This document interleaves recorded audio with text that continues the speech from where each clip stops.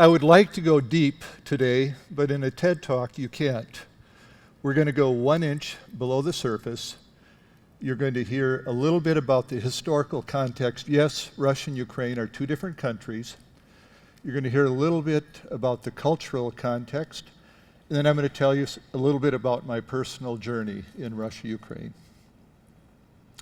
Leo Tolstoy's great short story, How Much Land Does a Man Need?, is a story of greed, envy, and death. A man is offered as much land as he can walk around between sunrise and sunset. In his lust for more land, as he walks around, he sees some things that he'd really like to have. And all of a sudden he realizes he's not going to make it back by sunset. So he races as fast as he can, and he dies of exhaustion before he reaches the finish line. How much land did he need? 6 feet for his burial. Russia has 80% more land than the next largest country in the world.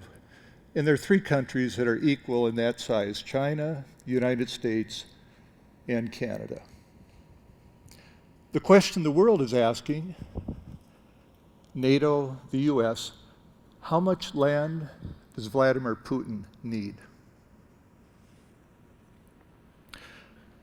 The history of Russia and Ukraine, real briefly, is ironic in that in 988, when Prince Vladimir of Kiev adopted the Orthodox faith, Moscow did not even exist. St. Petersburg did not even exist.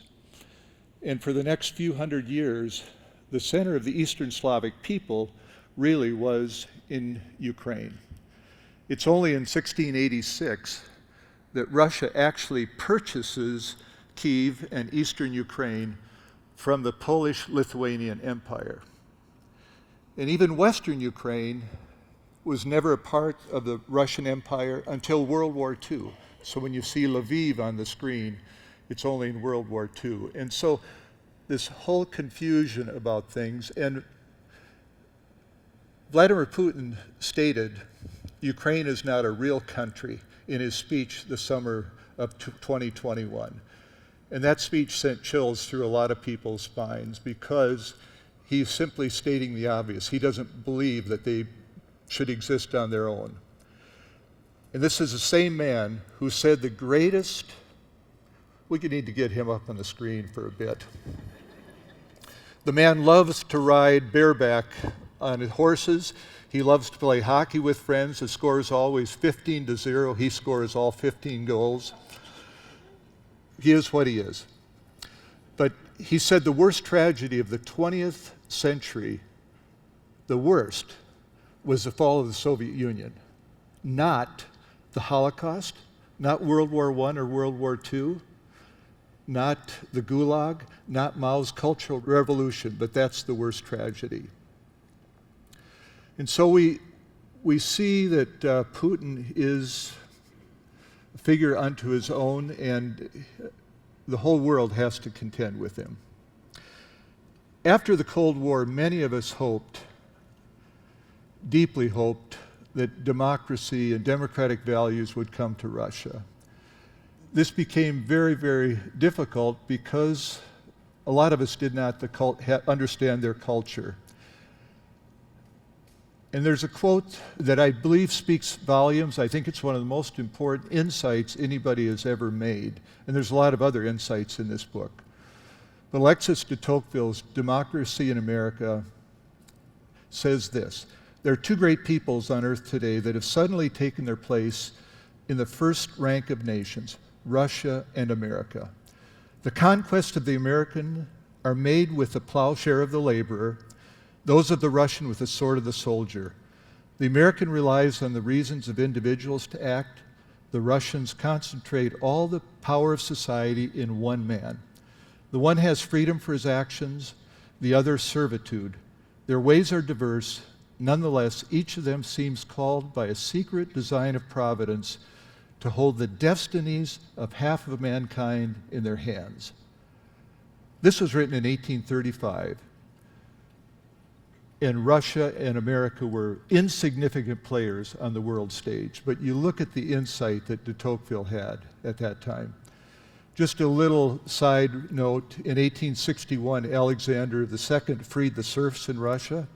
In 1863, our Emancipation Proclamation. Freedom and servitude, a theme here, and an interesting theme in 1861, 1863. I think we don't fully appreciate the rights that we have and that we enjoy.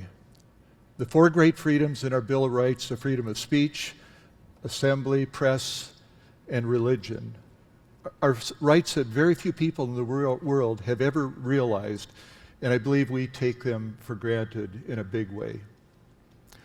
Russia enjoyed those rights, those freedoms, just for a short time in the 90s, and I had the privilege of being there during that time when in probably 1997, the most popular nation in the world among Russians was America, the opinion polls.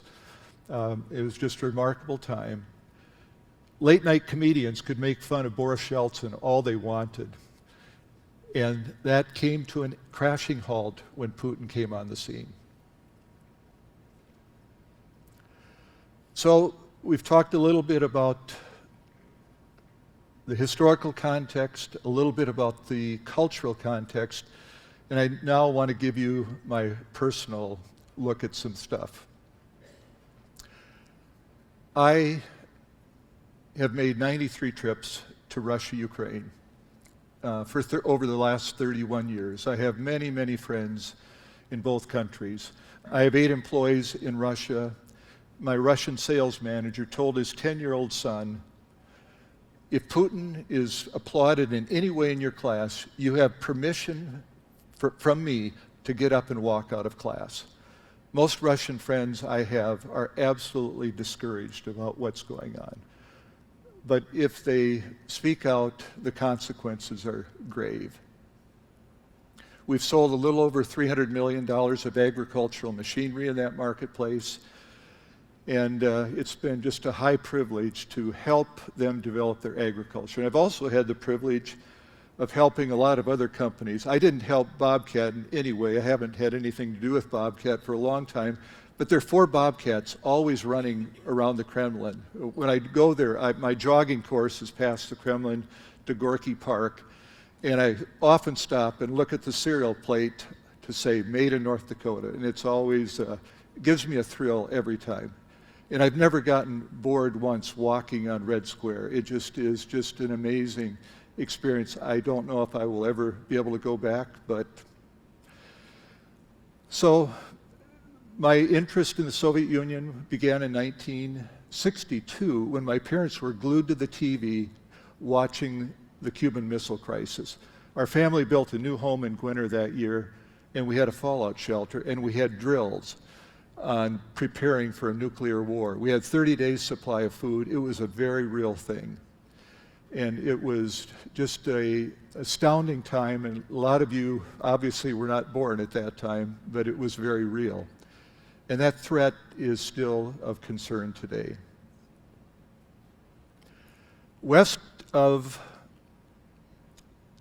where I grew up, there were mainly Germans from Russia that went into what is mainly Ukraine today, but went in 1765 at the invitation of Catherine the Great. And for over 100 years, they experienced complete autonomy, their own language, own schools. It was just like they were living the life of their community with no influence from the Russian government.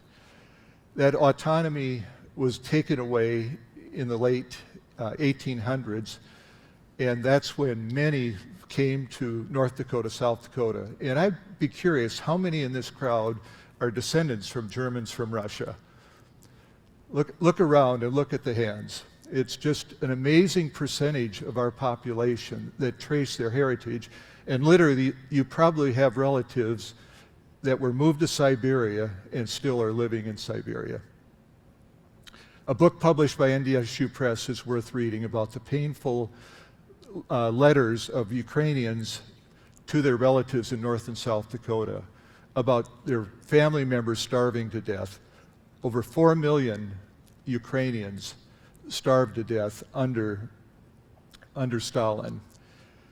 And I think if you would get this book and read it, you'd see the letters give a jarring glimpse into Ukraine being starved to death and gutted by a despot. And in an eerily similar fashion today, Putin is stealing grain. Now, I don't want to make a comparison with the Holodomor, with the 4 million Ukrainians starving to death, but there's some deep concerns.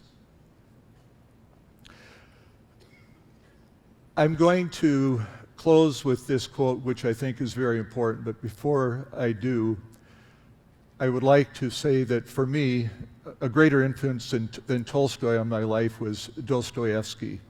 His book, Crime and Punishment, taught me the incredible capacity I have to rationalize any action I do, the human capacity to justify most everything we do.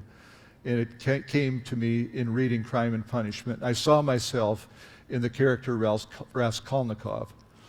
But more importantly, I think, than that is The Brothers Karamazov by Dostoevsky. And it's an extended exploration of the thought, if God is dead, everything is permitted. And Alexander Solzhenitsyn, who exposed the world to the Gulag in his great book, Gulag Archipelago, and many others, I'd like to think about his quote as we close. And the rights, the freedom that we take for granted, that we just, I don't think, appreciate, is something that I think is well said here. We hear a constant clamor for rights, rights, always rights, but so very little about responsibility. And we have forgotten God. The need now is for selflessness, for a spirit of sacrifice, for a willingness to put aside personal gains for the salvation of the whole Western world. The whole Western world is in a very needy spot right now, and we are very needy. Thank you.